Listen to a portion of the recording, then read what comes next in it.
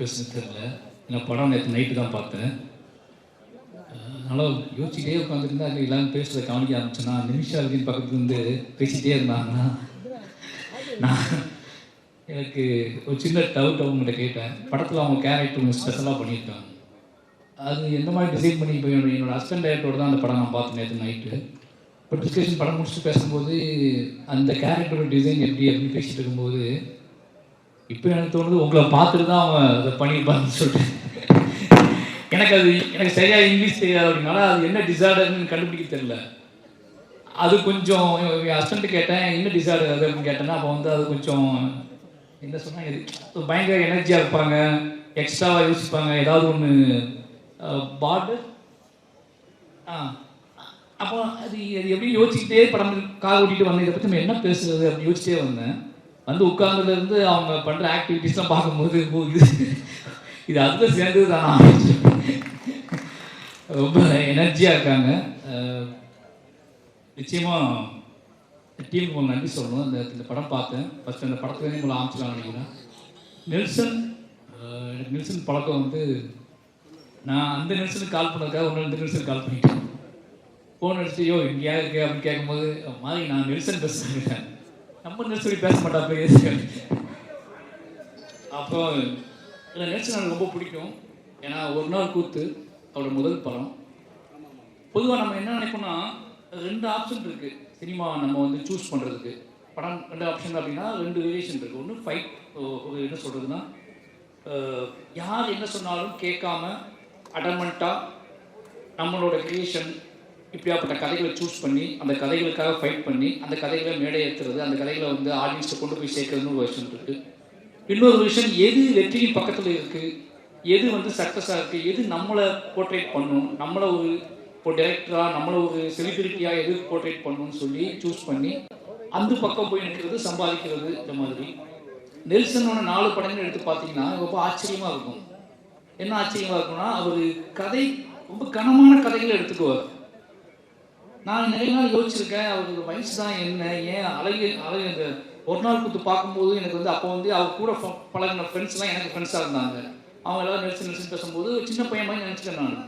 அப்போ இவர் சூஸ் பண்ணுற கதைகள் எல்லாமே வந்து மான்ஸ்டராக இருக்கட்டும், இல்லை வந்து ஃபர்கானாவாக இருக்கட்டும், ஒரு நாள் கூத்துலாம் ஃபஸ்ட்டு படம் தொடங்கின விதமே வந்து ஒரு மெச்சூர்டான இது என்ன சொல்கிறது, இது வந்து இன்னொரு இப்போ உள்ள ஜென்ரேஷன் பார்ப்பாங்களா, இப்போ உள்ள ஜென்ரேஷன் கனெக்ட் ஆவாங்களா அப்படின்லாம் யோசிக்காமல் ஒரு சினிமாவை நேர்மையாக அது நீங்கள் கனெக்ட் ஆகுது ஆகலை, எனக்கு ஒரு விஷயத்தை காட்டணும்னு தோணுது, அது இப்படி தான் தொடங்குன்னு தோணுது, நான் அதில் தொடங்கணும். அந்த மாதிரியான மனிதர்களை இந்த மாதிரி விலகி நிற்கக்கூடிய அங்கங்கே அவர் கதாபாத்திரத்தில் ரொம்ப பிடிச்சது என்ன அப்படின்னா எல்லாத்துக்கும் இன்டீரியராக ஒரு லைஃப் இருக்கும். எல்லா கேரக்டர்ஸுக்கும் இன்டீரியராக ஒரு லைஃப் இருக்கும். வெளியே நம்ம எல்லாம் ஜாலியாக இருப்போம், ஆடுவோம், பாடுவோம், என்ன ஏதோ பண்ணுவோம். பொது புத்தி என்ன இருக்கோ பொது புத்தியோட கனெக்ட் ஆகி பொது புத்தி கூட ட்ராவல் பண்ணிகிட்டு இருப்போம். பட் இன்டீரியராக இருக்கிறத நம்ம வந்து பெருசாக எஸ்டாப்ளிஷ் பண்ண மாட்டோம். அது நமக்கு பிடித்தமான மனிதர்கள்ட்ட கேர்ள் ஃப்ரெண்ட்கிட்டையோ இல்லை அவங்கள்ட்ட கூட நம்ம மறைக்க ட்ரை பண்ணுவோம். அவருடைய 4 படத்துலையும் பார்த்தீங்கன்னா அந்த கேரக்டர்ஸ் அவரோட கேரக்டர்ஸ் இன்டீரியரான அவர் மனசுக்குள்ளே இருக்கக்கூடிய அந்த மனசுக்குள்ளே கேட்டுக்கிட்டே இருக்கக்கூடிய ஒரு பாட்டுக்கு அவங்க ஆடி இருப்பாங்க, மனசுக்குள்ளே கேட்டுக்கிட்டே இருக்கக்கூடிய ஒரு கேள்விக்கு அவங்க பதில் பேச ஆரம்பிச்சிருப்பாங்க, மனசுக்குள்ளே கேட்டுக்கிட்டே இருக்கக்கூடிய மனசுக்குள்ளே வந்து வரைஞ்சிக்கிட்டே இருக்கக்கூடிய ஓவியத்தை வெளியே காட்ட ட்ரை பண்ணுவாங்க. இப்படியாப்பட்ட கேரக்டர்ஸை அவர் கிரியேட் பண்ணுறாரு. அது என்ன அப்படின்னா எங்கள் ஜென்ரேஷன் டேரக்டர்ஸ் தான் அது நெல்சன். எங்கள் ஜென்ரேஷனில் அவர் தனியாக இருக்கார். நான் நினைக்கிறது அப்படி தான் நினைக்கிறாங்க. அவருக்கு வந்து ஒரு சோசியல் ரெஸ்பான்சிபிலிட்டி, ஒரு சமூக பொறுப்பு இருக்குது. அதே நேரத்தில் அதை எல்லாத்துக்குள்ளேயும் நம்ம எல்லா தளத்திலையும் இயங்கக்கூடிய, அது ஒரு ஐடியாக இருக்கட்டும், ஐடி பீப்புளாக இருக்கட்டும், அது எஃப்எம் மாதிரி ஒரு இதுவாக இருக்கட்டும், ஒரு வீட்டுக்குள்ளே அடங்கி கிடக்கிற பொண்ணாக இருக்கட்டும், அல்லது மான்ஸ்டர் மாதிரி அந்த எல்லாத்துக்கும் தனித்த அங்கங்கே விடுபட்ட தென்படக்கூடிய டக்குனு தென்படாத கேரக்டர்ஸ்களோட உள்ளுக்குள்ள இருக்கிற வாழ்க்கையை படம் பிடிச்சி காட்டுறதுல எங்கேயாவது ஒரு மேடை கிடைக்காதா? ஏன்னா அவர்கிட்ட பெருசாக பேசினது இல்லை.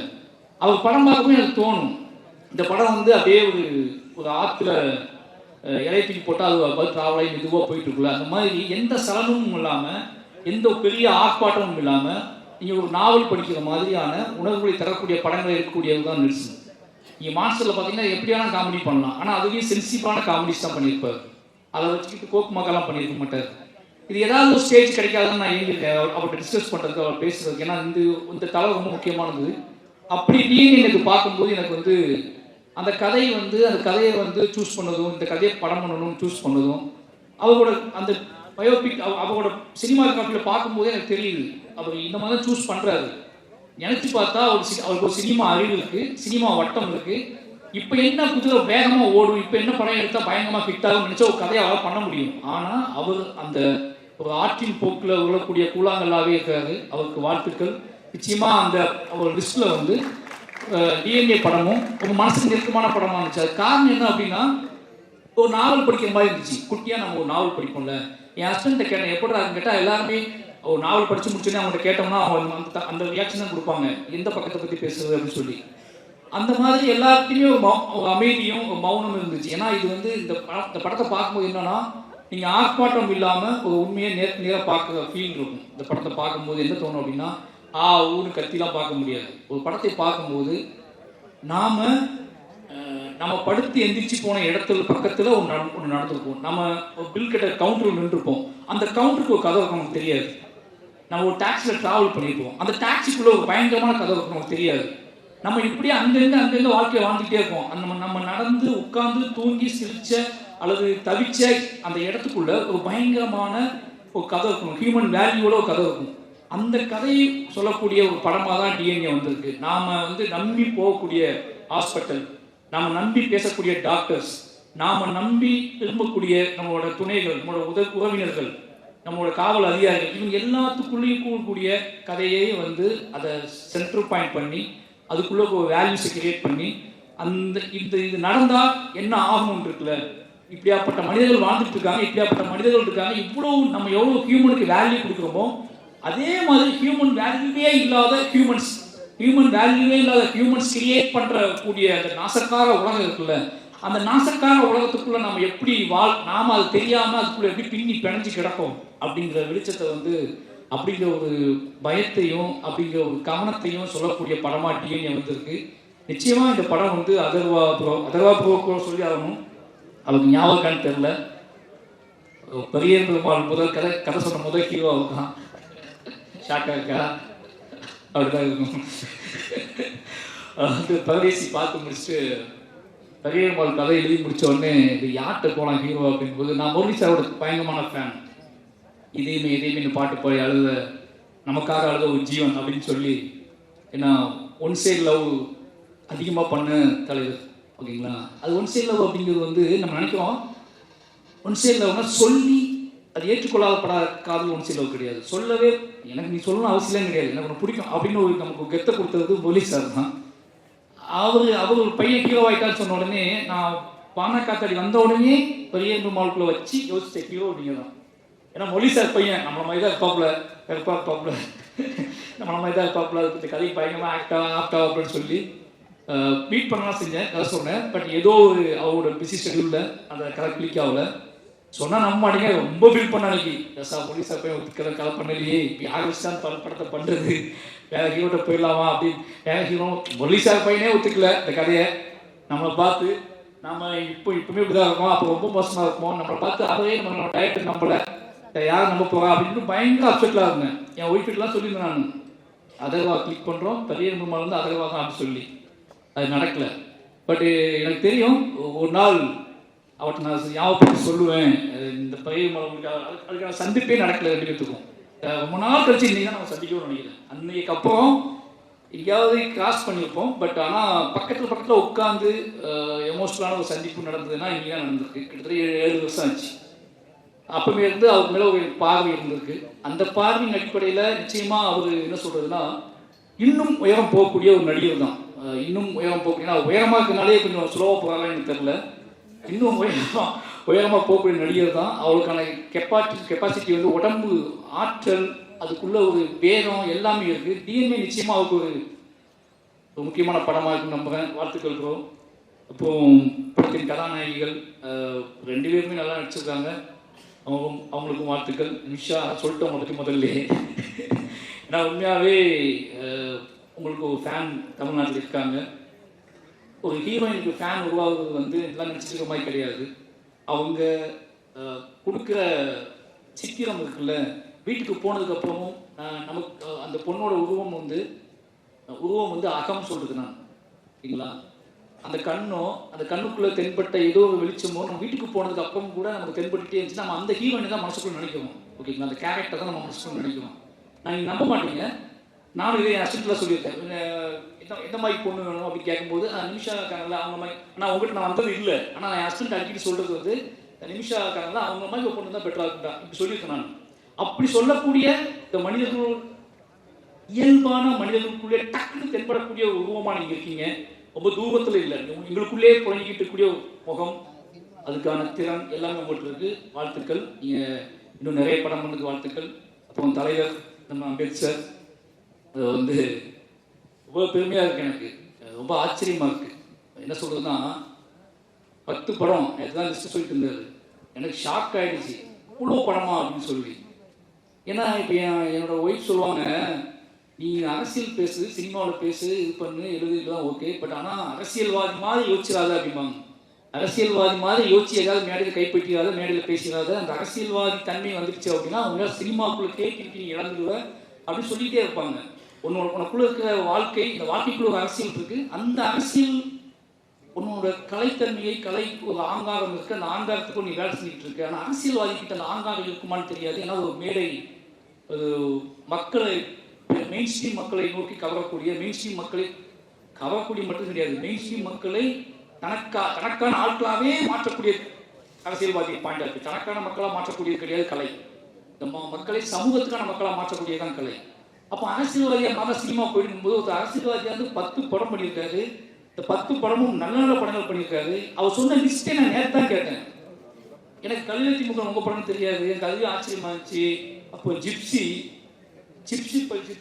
மணமுத்தி பழையெல்லாம் பண்ணியிருக்காரு. மணமுத்தி பழைய பண்ணியிருக்காரு, ஜிப்சி பண்ணியிருக்காரு, கல்வி முகன் பண்ணியிருக்காரு, டாடா பண்ணியிருக்காரு. இன்னைக்கு எல்லாருமே நல்ல டைரக்டராக இருக்காங்க. ராஜ்முகனை வந்து ஜிப்சி பண்ணதுக்கப்புறம் அந்த மாதிரி ஒரு கான்செப்டை அவ்வளோ ஆர்டிஸ்டிக்காக எடுத்துருப்பாங்க அந்த படத்தை. அந்த படம் எடுத்துட்டு பாருங்க, அந்த படத்தை இன்னும் செலிப்ரேட் பண்ணுறாரு, அந்த படத்தை கொண்டாடுறாரு. அது ஏன் படம் ஜிப்சி ப்ரொடியூசர் நான் சொல்கிறாரு. இந்த கெத்துலாம் இருக்குல்ல, இது ரொம்ப நல்ல விஷயம் சினிமாவுக்கு.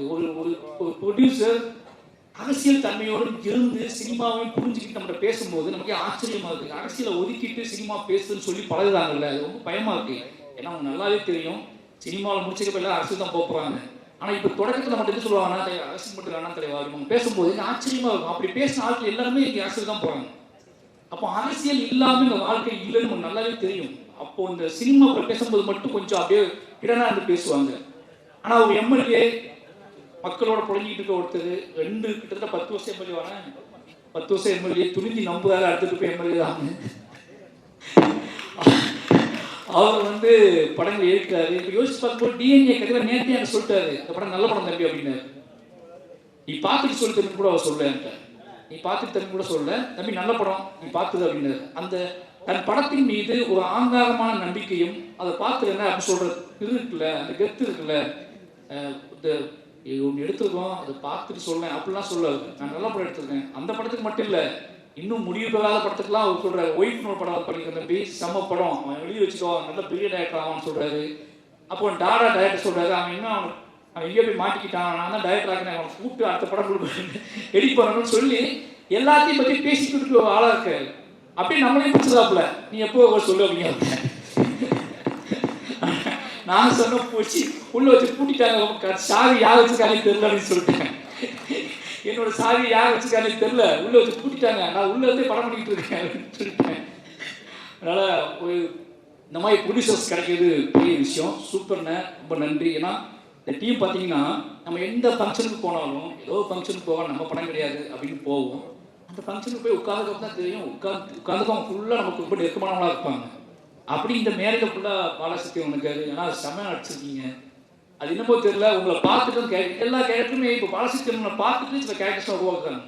இந்த தோற்றத்தோட மனிதத்தன்மையோட இந்த ஒரு நேர்மை வேணும் அப்படின்னா அந்த நேர்மைக்கான தோற்றம் என்ன அப்படின்னா, அந்த நேர்மைக்கான தோற்றம் நெளிவு சுழிவோட குறைவாகவே யாரை பார்த்தாலும் உடனே கட்டி பிடிக்கிற, உடனே தோல் மேலே கை போடுற ஒரு உருவம் வேணும் அப்படின்னா பாலசக்தி கூப்பிடு அப்படிங்கிற இடத்துக்கு வந்துடுச்சு தெரியுமா. அப்போ சுப்பிரமணிய சுவாமி கோபப்பட்டார் பார்த்தீங்களா, யாராவது மாறினீங்க கொன்று அப்படின்னு சொன்னார்ல. அப்படிதான் படத்தில் அவர் தொடங்குற பாயிண்ட்டு, அவர் தொடங்கின புள்ளி, கடைசி போய் படம் முடியும் போது அவர் இருந்த இடம் எல்லாமே மாசாக இருந்துச்சுன்னு. வாழ்த்துக்கள். இப்போ சேத்தன் சார், நிறைய பேர் எல்லாருமே எனக்கு அதிஷா பற்றி சொல்லி ஆகணும். ரொம்ப சந்தோஷம் எனக்கு. ஏன்னா இந்த மாதிரி ரைட்டர்ஸ் வரும்போது என்ன நடக்கும்னா, எனக்கு ரொம்ப நம்பிக்கை இருக்குது. நம்ம படத்தை கேள்வி கேட்டு, நிறைய படங்களை கேள்வி கேட்டு, நிறைய படங்களை நிறைய படங்களை எதிர்பார்ப்பாங்க.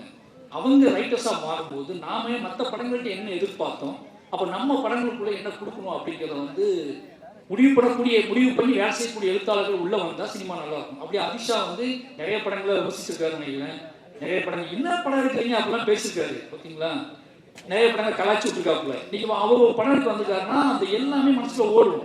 ஓகேங்களா, அப்போ எல்லாம் மனசுல ஓடும் போது என்ன வேண்டாம், எது இந்த சமூகத்துக்கு அவசியமற்றது, சந்தோஷமா இருக்கலாம், ஜாலியா இருக்கலாம், ஆடலாம், பாடலாம், கொண்டாடலாம், காதலிக்கலாம், ரொமான்ஸ் பண்ணலாம், எதுவும் பண்ணலாம். ஆனா எதை எப்படி இதை கொடுக்கக்கூடாது அப்படிங்கிற தெளிவும் ரைட்டர்ஸ் இருக்கணும். அவர் எதை நம்ம புஷ் பண்ணி கொடுக்கக்கூடாது அப்படின்னு சொல்லி அவங்க படத்தில் வேலை பார்த்துக்கலாம். எனக்கு இப்போ தான் தெரியும்.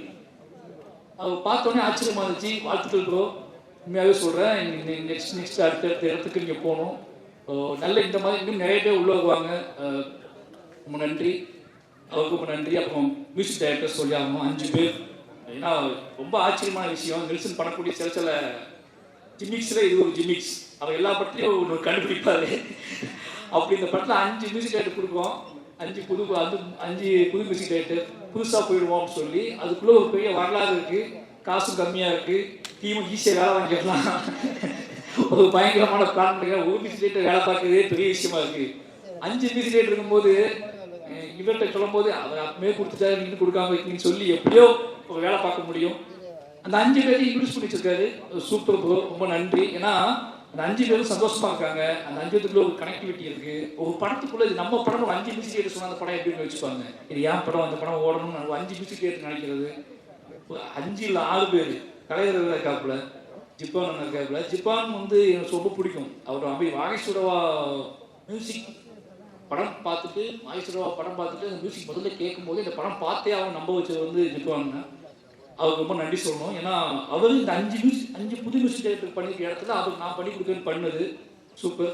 ரொம்ப வாழ்த்துக்கள். அப்புறம் என்னோட லிரிக்கிஸ்ட் கார்த்திக் நேத்தா, அவர்தான் நான் ஒர்க் பண்ணல. என்ன ஒர்க் பண்ண முடியுமான்னு தெரியல. தான் நிஜம், எங்க இடத்துக்கு அவ்வளோ பெரிய வாழ்க்கை இருக்கு. நான் உண்மையாகவே ஒரு கவிஞனோட படம் எடுக்கணும், நான் கவிஞனோட வாழ்க்கை வரலாற்று நான் எடுக்கணும்னு ஆசைப்பட்டேன்னா நான் கார்த்திக் நேத்தா கதையை நான் எடுப்பேன்.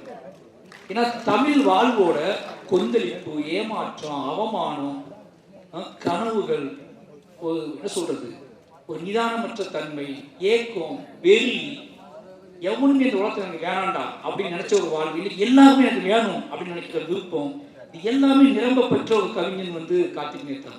2 பேத்துக்கும் அண்ணன் தம்பி ரிலேஷன்ஷிப், அண்ணன் தம்பியா வாழ்ந்துருக்கோம், அண்ணன் தம்பியா 2 பேரும் சண்டை போட்டிருக்கோம், அண்ணன் தம்பியா ரோட்ல இருந்திருக்கோம், பேசியிருக்கோம், பயந்துருக்கேன் நான் அவரை பார்த்து ஒளிந்த தருணங்கள் நிறைய. ஆனா இன்னைக்கு அவரை பார்க்கும்போது இந்த ஸ்டேஜில் நீங்க என்ன நினைச்சுக்கோங்க, இந்த ஸ்டேஜில் நான் கம்பீரமா உணர்ந்த ஒரு இடம் கார்த்திக் அண்ணன் பார்த்தது தான். அவர் நடந்து வந்ததும், கம்பீரமா நின்றதும், அவர் உடல் வாகும் இப்போ எப்படி இருக்குன்னு பார்க்கும்போது வாழ்க்கை இவ்வளவு பெரிய மாற்றத்துக்கு உட்பட்டதுதான் வாழ்க்கை. நாம ஏன் இன்னும் தம்பி அதெல்லாம் மாறாது தம்பி, இதெல்லாம் செய்ய முடியாது தம்பி, அதெல்லாம் பண்ண முடியாது தம்பி, எப்பேற்பட்ட மாற்றத்தை கிரியேட் பண்ணி நீங்க புத்தமலை பாட்டு கேட்கும் போது ஒருத்தர் இவ்வளவு நிதானமும், உறவுகளின் மீது, அன்பின் மீது, பேரன்பின் மீது இவ்வளவு நிதானம் அப்போ அந்த மாதிரியான ஒரு காட்டாற்று வெள்ள மாதிரி வாழ்ந்த ஒரு ஆள் இன்னைக்கு ஒரு நிதானமா இவ்வளவு பேசுறதுக்கு, இவ்வளவு பாடல்களை உருவாக்க முடியுது, அதை இவ்வளவு தெளிவா கொடுக்க முடியுதுன்னா தமிழ் வாழ்வுல, நம்மளோட இலக்கியத்துல, நம்மளோட அன்புல எல்லாமே இருக்கு. நாம கொஞ்சம் லேட், சில மனிதர்கள் சில தாமதமா வருவாங்க, சில மனிதர்கள் இன்னும் பிரளயமா அவங்க மனம் போன போக்கில் வாழ்க்கையை வாழ்ந்துட்டு அதுக்கப்புறம் தெளிவு பெற்று அதை நம்ம சேருவாங்க. நாம அது வரைக்கும் பொறுத்துக்க வேண்டியிருக்கு. தயவு செஞ்சு சொல்றேன், இந்த மாதிரி கார்த்திக் நேத்தா மாதிரி நிறைய பேர் இருக்காங்க. நாம இன்னும் உதாசீனப்படுத்திட்டு இவங்க உருப்படவே மாட்டோம்னு நினைச்சிருவோம். ஆனா அவங்க கிளம்பி வந்தாங்கன்னா, அவங்க மாறினாங்கன்னா, அதுக்கப்புறம் தமிழ் இலக்கியமும் தமிழ் சினிமாவும் மாறப்போற இடம் இருக்குல்ல, அது பயங்கரமா இருக்கும்னு நினைக்கிறேன். அப்படியான ஒரு வாசலை கார்த்திக் நேத்தா திறந்து வச்சிருக்காரு. அப்புறம் தோழர் உமாதேவி, அவங்களுடைய ஒர்க் பண்ணல. இதுக்கான காரணம் என்ன அப்படின்னா, அவங்க கோவம் கூட இருக்கும், டேய் பணமே கொடுக்க மாட்டேன். ஆனால் ரீசன் என்ன அப்படின்னா, என்னோட வாழ்வு, நான் என்னோட கம்போசருக்கு நான் உட்காந்து வேலை செய்யும்போது நானே சில வார்த்தைகள் சொல்லுவேன், அப்படியே வந்துடும். இப்போ நானே சில நாள் எழுதிடுவேன், எழுக்க முடியாத மியூசிக் டேரக்டர்ஸ் கொடுப்பேன். எனக்கு என்னன்னா, எனக்கு ஏதோ எழுத்து சம்மந்தமாக நான் வந்து அது என்னோட பாயிண்ட் ஆஃப் வியூவாக இருக்குன்னு ஆசைப்படுறதுனாலேயே எனக்கு என்னமோ தெரியல அப்படி போயிடுது. எழுத்து தான் என்னை உருவாக்கிச்சு, எழுத்து தான் எனக்கு செதுக்கிச்சு அப்படின்னாலேயே இன்னொருத்தர் கூட அதை ஷேர் பண்ணி அதை சொல்லி எனக்கு டக்குன்னு தூங்கி எந்திரிச்சோன்னு என்ன தோணுதோ அதை டக்குன்னு நான் அது திரைக்கதையாவோ கதையாவோ எடுத்துவேன். நான் வந்து திரைக்கதைக்கும் டீம் வைக்கல, என்கிட்ட லிரிக்குக்கும் பெருசான டீம் வைக்கல. அதுக்கான காரணம் இதுதான், எனக்கு ஒன்று தோணும் டக்குன்னு போயிடுவேன். ஆனால் நிச்சயமாக இவங்கெல்லாம் பிடிக்கவங்களாம் அது பிரமிச்சிருக்கேன் நான். அப்படியாப்பட்ட எல்லா மனிதர்களும் முத்தமிழ் அவர் நான் ஒர்க் பண்ணதே இல்லை, ஆனால் சந்தோஷ் நாயகன் மட்டும் சொல்லிட்டே இருப்பாரு. எல்லா டீமுமே ஏன் மனே பேச தப்பா நினைக்காதீங்க, இவங்க எல்லாருமே இந்த டிஎன்ஏ படம் வந்து எல்லாருமே ஜெயிச்சு ஆகணும். நெல்சன் நிச்சயமா ஜெயிச்சு ஆகணும். வெற்றி அப்படின்னு என்ன தெரியுமா அவங்களுக்கு, அவர் நிம்மதியாக படம் ரிலீஸ் ஆன நைட் நிம்மதியாக தூங்குறது, வெற்றிக்காக ஒன்றுமே கிடையாது. நைட்டு நிம்மதியாக போய் குழந்தைக்கு முத்தம் கொடுத்து ஒய்ஃபோட டின்னர் சாப்பிட்டு நைட்டு நிம்மதியாக தூங்கி காலை எழுந்திரிச்சு மறுபடியும் ஃபர்ஸ்ட் ஷோ போகிறது இருக்குல்ல, அந்த முதல் நைட்டு சந்திக்கிறது இருக்குல்ல, படம் ரிலீஸ் ஆன நைட்டு அன்னைக்கு நண்பர்களை பிரியமானவர்களை எல்லாம் சந்திச்சு உரையாடி கொண்டாட்டமான நம்ம வாழ்க்கை நாம் செஞ்சோம், அது சரியாக இருந்துச்சு நம்பி ஒருத்தர் தூங்குறது இருக்குல்ல, அது ரொம்ப முக்கியமானது. அப்படியாப்பட்ட பெரிய வெற்றி நெல்சனுக்கு வாய்க்கட்டும். அப்போ திங்மி சந்தோஷ் இந்த இடத்துல நான் அவ்வளோ முந்திட்டு அவர் வந்து படம் பார்க்கணும்னு நினைக்கிறேன், நான் பார்த்துட்டேன். அதனால வந்து இந்த படத்தை ரொம்ப சின்ன படங்களுக்கு நிறைய சப்போர்ட் பண்ணக்கூடிய ஒரு முகமாக இருக்காரு. அவருக்கும் வாழ்த்துக்கள். திங்மிஸ் டிஎன்ஏ படத்துக்கு பயங்கர சப்போர்ட் பண்ணோம்.